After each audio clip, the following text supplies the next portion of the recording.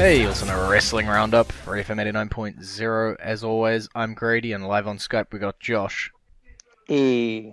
So, bit of a deviation from what the Hardys generally do. Jeff has managed to win himself a battle royal and worm his way into the Intercontinental Championship picture. Yeah, let's see. I don't know. A lot of plans got blown up this past weekend. Do tell. Samoa Joe got hurt. I definitely see how there's shake-ups, but I have to still feel like the Hardy Miz. I don't know if that was a direct result of that, but it does seem like WWE is the Um, kind of business where everything, like, poop hits the fan and, like, everything gets shuffled. yeah, well, from what I understand, the No Mercy or pay-per-view, it was supposed to have been Joe versus Miz. Okay. So, um, actually, if I remember correctly, it was supposed to have been Miz versus Reigns, actually. And then Cena was supposed to face Joe. Well, that already got shuffled, and then Yeah. a lot of stuff has been shuffled then. Um, it feels like it as well. There's a definite tonal shift here where it feels like plans have started to shift, and they're sort of started to be formed almost on the fly. Um, but it'll be interesting to see Jeff Miz more for the fact of seeing what that means for the Hardy Boys. If this is going to be a one-off, and then we'll be back to tagging. If this is Jeff going off on his own, if there has to be a formal breakup between the two, maybe done by jealousy, or what this means for the broken slash woken characters of the two. Well, you got to remember that they've done the singles while being tags in the past Hmm. before, so it's not indefinite that it would be just separated. That they're being separated or anything. Yeah. I guess when you're looking at two people like Jeff Hardy and Matt Hardy, who both have had very decorated singles careers, it's not off the table for them to be heading their own ways in the near future. I feel like it has to be in the plans somewhere. I feel like that's almost where the Dudley boys fell flat when they returned, is that they were coming back and they were the nostalgia act, and it was the tag team, and then it was like, okay, so the tag team's done. What do we do now? Um, I'm not saying the Hardy Boys as a team are done for their nostalgia run, if you can even call it that, but they will reach a point where something has to change.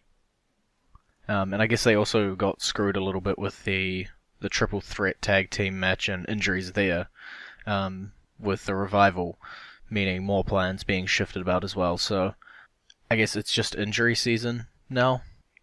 What we got Asuka, we got, I'm gonna mess up which one it is. Scott Dawson, uh, Samoa Joe. They're just coming out left, right, and center now. And I feel like it's always this sort of period here, or I guess closer to WrestleMania was like 2 years ago when everybody was dropping like flies. But we'll see. Oh, and Big Cass as well to add to the injury list. If we jump divisions, Emma, despite having changed music, which has been a hotbed of contention for the internet, actually picked up a win on Raw this week. Yeah, and she's become mentally unstable. I feel like somehow in the women's division, there's a lot of people who are mentally unstable, um, and Emma's just the next one in the line. Yeah, obsessed with with saying she started the revolution. Mm. I'm fine with it. We'll see what happens. If it means Emma's actually picking up wins, I'm good with it. Um, I for like the first time in 1,000 years, going to agree with the internet in that I'm not the hugest fan of the music, purely for the fact that her entrance ramp pose no longer is timed to the beat. That is the only reason I dislike that music. I like it when things are perfectly timed, and this is just a case of where it isn't. But meh, we'll see. I don't know if this is the start of a storyline or if this is going to get dropped real quick. We've seen both happen before. Especially since it always seems like Emma, for some reason, just can never gain traction no matter what she does. Whether that's because of injury or whether that's because of her gimmick failing or whether that's because of a multitude of other factors, including walking out of a store with an iPhone case. there's always something that halts it, so I'm not going to hold my breath here that this is going to be anything significant for Emma. We'll stick in this division. Main event time. Sasha Banks. Gotta be the least, no, the most unlucky Raw Women's Champion ever. 4 title reigns, 0 successful defenses. It's a rough life. Um, let's see her combined days. So she's had it 82. She's just never defended it successfully. But it's a very high number, like 4 reigns to only have it for that long. Like she's barely above Bayley, who only had it once. Yeah, it's 21 days of title reign. Charlotte Flair had it 4 times, the same amount of times as Sasha, and held it for 242 combined days. So a huge difference there. It's a rough life, and I don't know if that's the way they wanted to go, or if again plans changed. Obviously, I don't think there was any big injury in the sphere of the women's division. I guess Charlotte is on the other division. She's probably the only one that's, I guess, inactive at the moment. It sort of just brings up the why give the title to Sasha to start with, I guess, is the question. I don't know. I think Alexa Bliss is probably being built as the face of the division, and not Sasha. And just I guess they just felt that it would be more impactful to do what they did at the end of the match if it was just after she won the title back rather than having successfully defended it against Sasha. Fair enough. Yeah, I can definitely see that. I guess it's just bad luck on Sasha's part that she always seems to be the catalyst for that sort of stuff, but it definitely, whatever happened here, was all just to set up Alexa Bliss and Nia, if that was always the plan, because that's the way we're going now. Yeah. Did you hear the pop that Nia got when she turned on Alexa? You sound so excited. I was happy that Nia didn't. The pop's insane. For somebody doing something like that. That was not expected. I think they were intending to turn Alexa face with that, and then the fans I think have other ideas. It's always hard to judge on the first time it happens, like now. You sort of want to ride it out and see if it's just the act that got the pop, or whether it's suddenly everybody is behind Nia as a face. I don't really care either way for Alexa. I've seen her pull off both, but she definitely does seem to slip into the B heel role a lot better. So I'm fine with her staying that way. And Nia, again, dominant heel works, and face that everybody's behind also works. I think a lot of more people like Nia than people actually realize, to be honest. So we'll have to see where they go. I do think that they'll try to turn Alexa, though. I think it would be the end game. But I'm hoping that Nia eventually ends up winning the championship, because if she doesn't, that's just such a waste of potential talent. I can definitely see it, I can see her ending up a way where she doesn't end up winning the title, but I definitely agree that if this is all just to set up that, we've had so much build behind it with the whole I'm your friend, I'm no longer your friend, and all of this, and it's been strenuous between the two, and she's protected her but lost some opportunities. To get all the way through that and the ending just be, oh no, Alexa Bliss retained. I can definitely see the disappointment there, so I think for it to have a satisfying conclusion, it will have to end in Nia winning the title. If Nia's the face, probably not the first time, I'd have to imagine. Got to take a couple losses here and there before picking up the title, I think.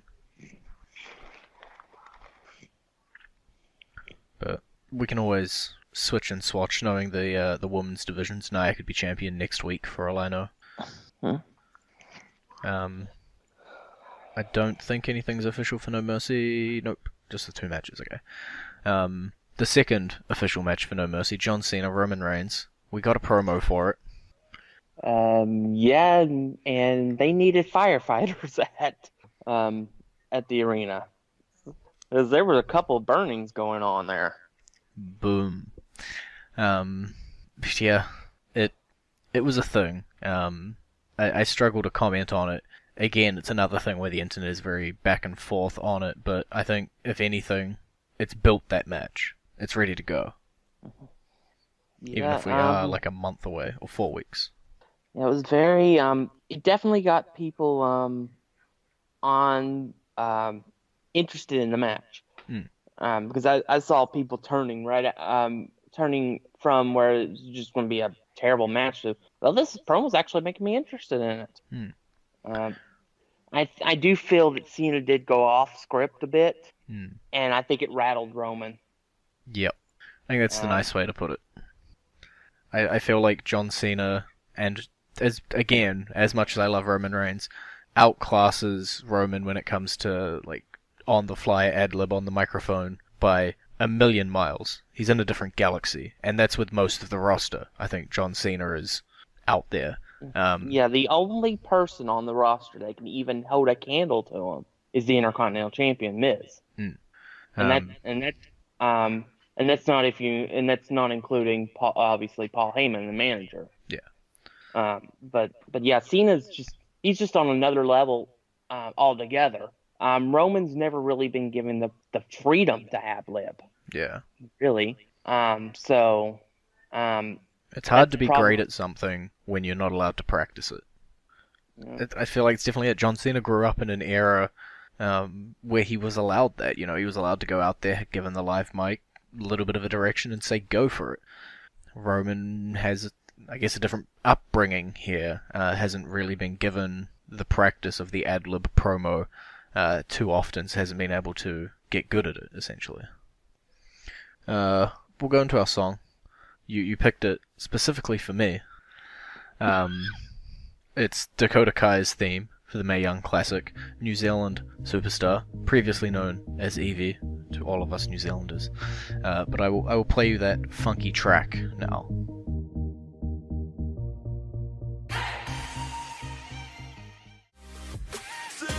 And you're back with the Wrestling Roundup. FreeFM 89.0, Grady and Josh. We're in the SmackDown half now. We got a lot to get through with SmackDown, so we're just going to start at the top. Shelton Benjamin, Chad Gable. We're still together for now. For now. For now, you're still predicting the split?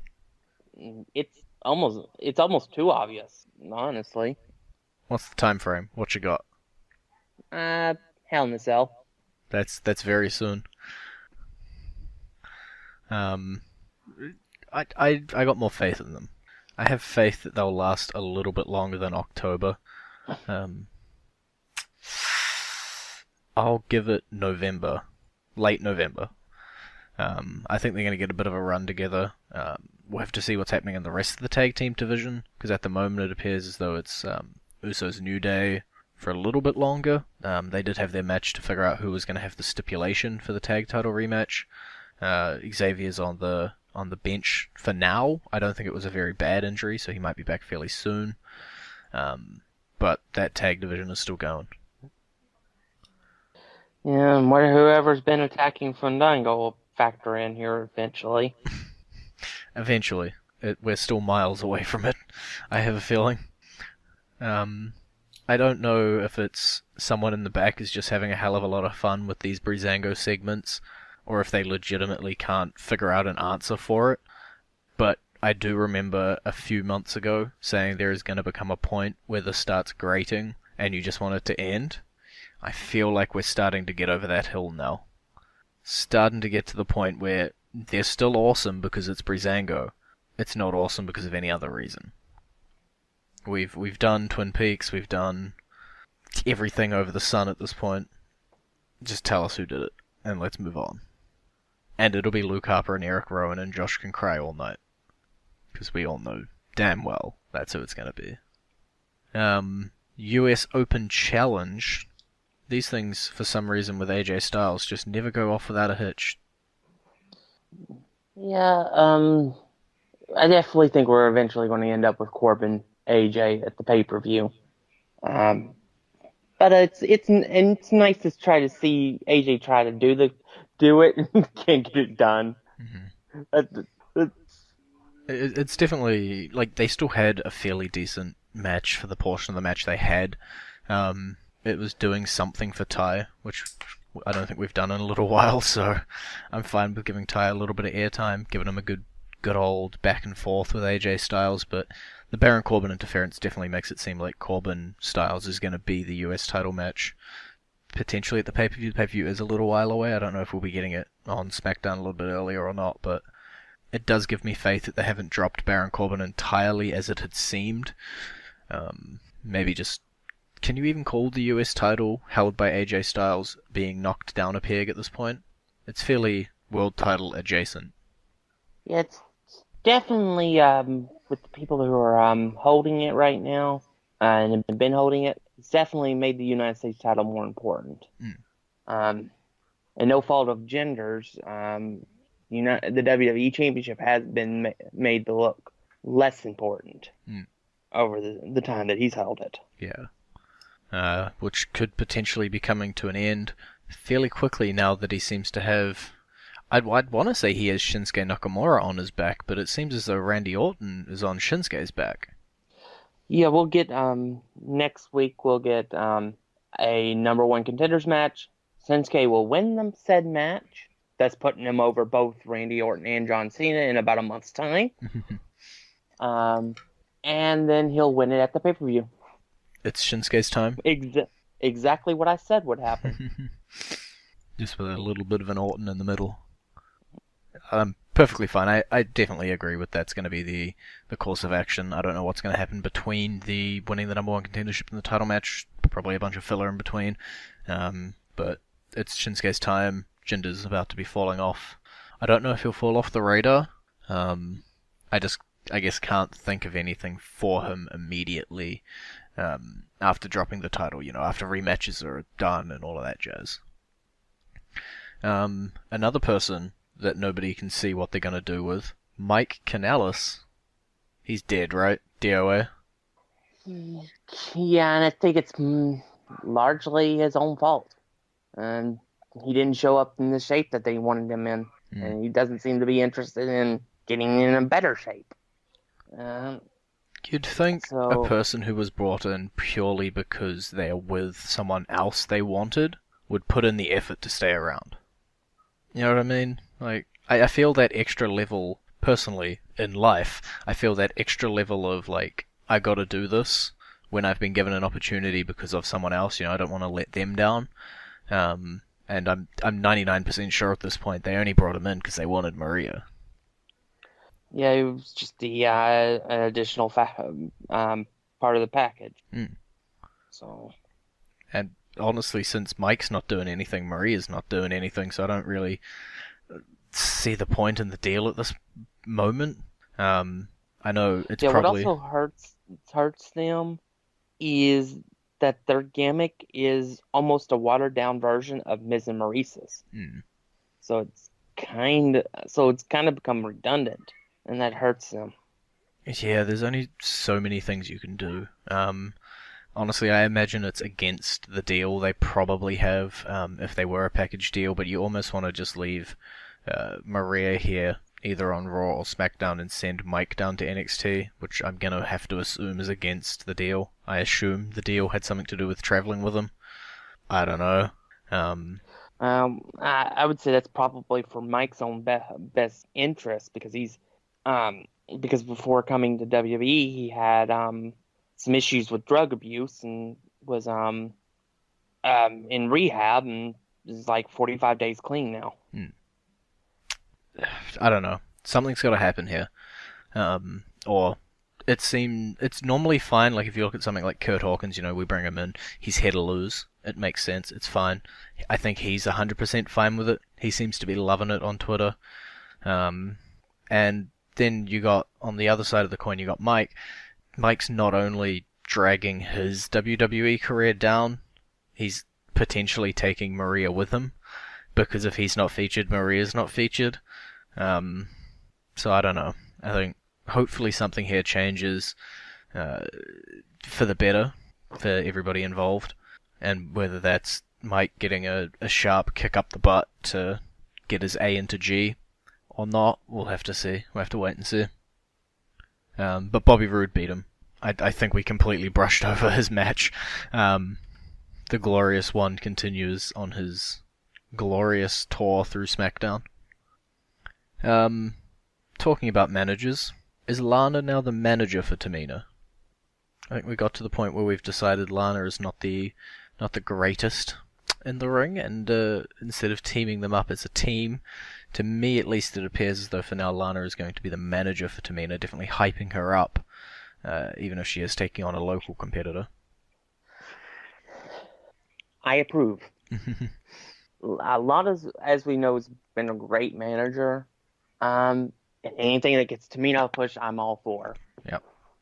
So this is just one of those 1 + 1 = 2 situations. As you said, Lana's a great manager. Tamina, talent worth pushing at this point. The question, of course, will come up of why didn't you just keep Lana Rusev together in terms of Lana being his manager, but Rusev's a big grey area right now that we're just going to stick away from.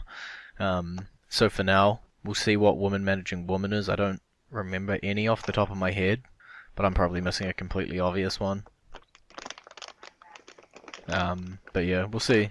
We'll see what happens with the Lana Tamina team / managing. I don't think this is the last time we'll see Lana in the ring either. I suspect she may be hopping back in at some point. What do we got? We got Kevin Owens. I'll try to explain this. Sami Zayn got a match with Aiden English. Kevin Owens decides as soon as he's wearing the stripes that makes him the referee, he attacks Sami. Aiden wins.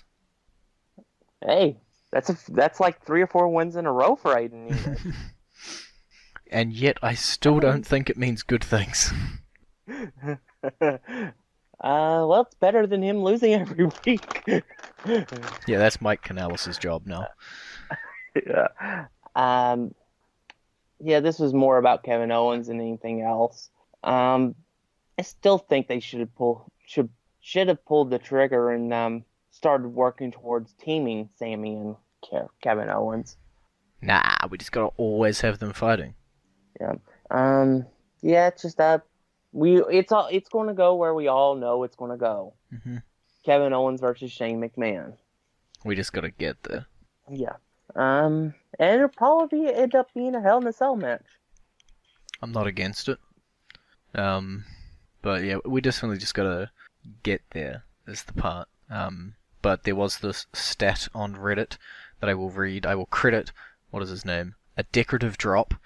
Kevin Owens has had 456 matches in the WWE, and Sami Zayn has been in 115 of them. That's 25%.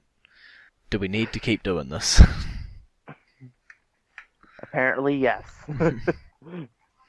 It's insane to think 25% of any superstar's matches have been with one other superstar. I'm assuming that counts multi-mans and all of that, but it's insane. And all the house show matches. I'm really hoping this is just a stopgap to Kevin Owens Shane, and that we're not going to linger on Kevin Sami. Because I'm not interested in another full-on, long, drawn-out Kevin Sami feud again. I've had that like 100 times. Or 115, should I say. But yeah, we've had it a lot with these two. But that's pretty much it in terms of what I've seen on Raw and SmackDown there. There is, I guess we played the song, the Mae Young Classic. I believe the whole first round, the first 4 episodes are all out. Features competitors from all over the world. You took a quick look at the list last week. Do you remember anybody off it? A couple people, but that's about it. And not really anybody that I didn't already know. So comparing it directly to the Cruiserweight tournament here, and I guess we'll put the UK one in here as well, to a lesser extent, are you more or less interested in it? About the same, actually, because I haven't actually watched it. Okay. I'll admit to only having watched Dakota Kai's match, and that was like half an hour ago.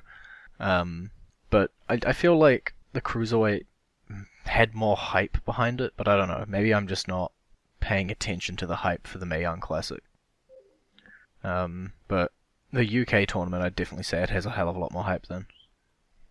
But I'm looking forward to seeing some of the potential matchups here. There's plenty of great talent. Just glad Dakota Kai at least made it past the first round. That's really just fingers crossed. It happened.